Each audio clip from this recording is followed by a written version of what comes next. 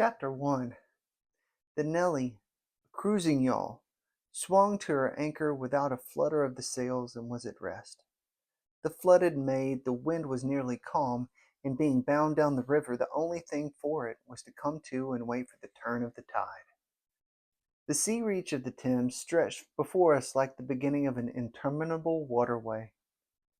In the offing the sea and the sky were welded together without a joint, and in the luminous space the tan sails of the barges drifting up with the tide seemed to stand still in red clusters of canvas sharply peaked, with gleams of varnished spirits. A haze rested on the low shores that ran out to the sea in vanishing flatness. The air was dark above Gravesend, and farther back still seemed condensed into a mournful gloom, brooding motionless over the biggest and the greatest town on earth. The director of companies was our captain and our host. We four affectionately watched his back as he stood in the bows looking to seaward. On the whole river there was nothing that looked half so nautical. He resembled a pilot, which is to seamen. He resembled a pilot, which to a seaman is trustworthiness personified. It was difficult to realize his work was not out there in the luminous estuary, but behind him, within the brooding gloom. Between us there was, as I have already said, somewhere the bond of the sea. Besides holding our hearts together through long periods of separation, it had the effect of making us tolerant of each other's yarns and even convictions. The lawyer, the best of old fellows, had, because of his many years and many virtues, the only cushion on deck, and was lying on the only rug. The accountant had brought out already a box of dominoes and was toying architecturally with the bones. Marlow sat cross-legged right aft, leaning against the mizzenmast. He had sunken cheeks, a yellow complexion, a straight back, an ascetic aspect, and, with his arms dropped, the palms of hands outwards, resembled an idol. The director, satisfied the anchor had good hold, made his way aft and sat down amongst us. We exchanged a few words lazily. Afterwards there was silence on board the yacht. For some reason or other we did not begin that game of dominoes. We felt meditative and fit for nothing but placid staring. The day was ending in a serenity of still and exquisite brilliance. The water shone passively. The sky without a speck was a benign immensity of unstained light. The very mist of the Essex marshes was like a gauzy and radiant fabric, hung from the wooded rises inland, and draping the low shores in diaphanous folds. Only the gloom to the west, brooding over the upper reaches, became more somber every minute, as if angered by the approach of the sun. And at last, in its curved and imperceptible fall, the sun sank low, and from glowing white changed to a dull red without rays and without heat, as if about to go out suddenly, stricken to death by the touch of that gloom brooding over a crowd of men.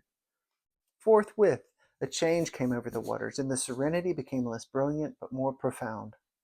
The old river in its broad reach rested unruffled at the decline of day, after ages of good service done to the race that peopled its banks, spread out in the tranquil dignity of a waterway leading to the uttermost ends of the earth.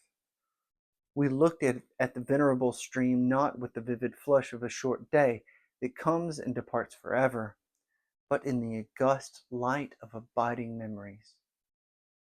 And indeed nothing is easier for a man who has, as the phrase goes, followed the sea with reverence and affection, than to evoke the great spirit of the past upon the lower reaches of the Thames. The tidal current runs to and fro in its unceasing service, crowded with memories of men and ships it had borne to the rest of home or to the battles of the sea. It had known and served all the men of whom the nation is proud, from Sir Francis Drake to Sir John Franklin, knights all, titled and untitled, the great knights errant of the sea. It had borne all the ships whose names are like jewels flashing in the night of time from the Golden Hind, returning with her round flanks full of treasure, to be visited by the Queen's Highness, and thus pass out of that gigantic tale to Erebus and Terror, bound on other conquest, and that never returned. It had known the ships and the men. They had sailed from Deptford, from Greenwich, from Erith, and the adventurers and the settlers, king's ships and the ships of men on change, captains, admirals, the dark interlopers of the Eastern trade, and the commissioned generals of East India fleets. Hunters for gold or pursuers of fame, they all had gone out on that stream, bearing the sword and often the torch, messengers of the might within the land, bearers of a spark from the sacred fire. What greatness had not floated on the ebb of that river into the mystery of an unknown earth, the dreams of men, the seed of commonwealths, the germs of empires. The sun set, the dusk fell on the stream, and lights began to appear along the shore. The Chapman Lighthouse, a three-legged thing erect on a mud flat, shone strongly. Lights of ships moved in the fairway, a great stir of lights going up and going down. And farther west, on the upper reaches, the place of the monstrous town was still marked ominously on the sky. A brooding gloom in sunshine, a lurid glare under the stars. And this also, said Marlow suddenly, has been one of the dark places of the earth. He was the only man of us who still followed the sea. The worst that could be said of him was that he did not represent his class. He was a seaman, but he was a wanderer too, while most seamen lead, if one may so express it, a sedentary life. Their minds are of the stay-at-home order, and their home is always with them, the ship, and so is their country, the sea. One ship is very much like another, and the sea is always the same. In the immutability of their surroundings, the foreign shores, the foreign faces, the changing immensity of life glide past, veiled not by a sense of mystery, but by a slightly disdainful ignorance. For there is nothing mysterious to a seaman unless it be the sea itself, which is the mistress of his existence, and as inscrutable as destiny. For the rest, after his hours of work, a casual stroll or a casual spree on shore suffices to unfold for him the secret of a whole continent, and generally he finds the secret not worth knowing. The yarns of seamen have a direct simplicity, the whole meaning of which lies within the shell of a cracked nut. But Marlow was not typical, if his propensity to spin yarns be accepted, and to him the meaning of an episode was not inside like a kernel, but outside, enveloping the tale, which brought it out only as glow brings out a haze, in the likeness of one of those misty halos that sometimes are made visible by the spectral illumination of moonshine. His remark did not seem at all surprising. It was just like Marlow. It was accepted in silence. No one took the trouble to grunt even. And presently he said very slow, "I was thinking of very old times. When the Romans first came here 1900 years ago, the other day. Light came out of this river since. You say nights? Yes. But it is like a running blaze on a plain, like a flash of lightning in the clouds. We live in the flicker. May it last as long as the old earth keeps rolling. But darkness was here yesterday. Imagine the feelings of a commander of a fine, what do you call them, trireme in the Mediterranean, ordered suddenly to the north, run overland across the Gauls in a hurry, put in charge of one of these craft, the legionaries, the wonderful lot of handy men they must have been too, used to build, apparently by the hundred, in a month or two, if we may believe what we read. Imagine him, that is the commander, here, the very end of the world, a sea the color of lead, a sky the color of smoke, a kind of ship about as rigid as a concertina, and going up this river with stores or orders or what you like. Sandbanks, marshes, forests. Savages. Precious little to eat fit for a civilized man. Nothing but Thames water to drink. No Valerian wine here, no going ashore. Here and there a military camp lost in a wilderness, like a needle in a bundle of hay. Cold, fog, tempests, disease, exile, and death. Death skulking in the air, in the water, in the bush. They must have been dying like flies here. Oh, yes, he did it. Did it very well, too, no doubt, and without thinking much about it either, except afterwards to brag of what he had gone through in his time, perhaps. They were men enough to face the darkness. And perhaps he was cheered by keeping his eye on the chance of promotion to the fleet of Ravenna by and by, if he had good friends in Rome and survived the awful climate. Or think of a decent young citizen in a toga.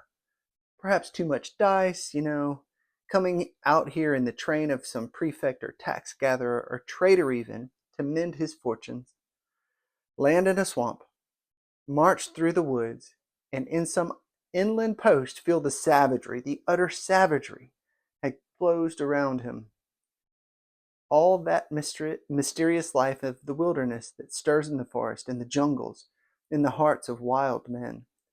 There's no initiation either into such mysteries. He has to live in the midst of the incomprehensible, which is also detestable. And it has a fascination, too, that goes to work upon him, the fascination of the abomination. Imagine the growing regrets, the longing to escape, the powerless disgust, the surrender, the hate. And here he paused.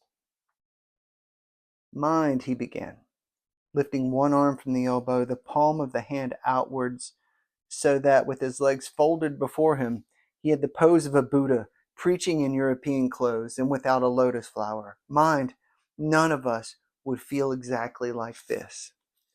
What saves us is efficiency, the devotion to efficiency. But these chaps were not much account, really. They were no colonists. Their administration was merely a squeeze and nothing more, I suspect. They were conquerors, and for that you want only brute force.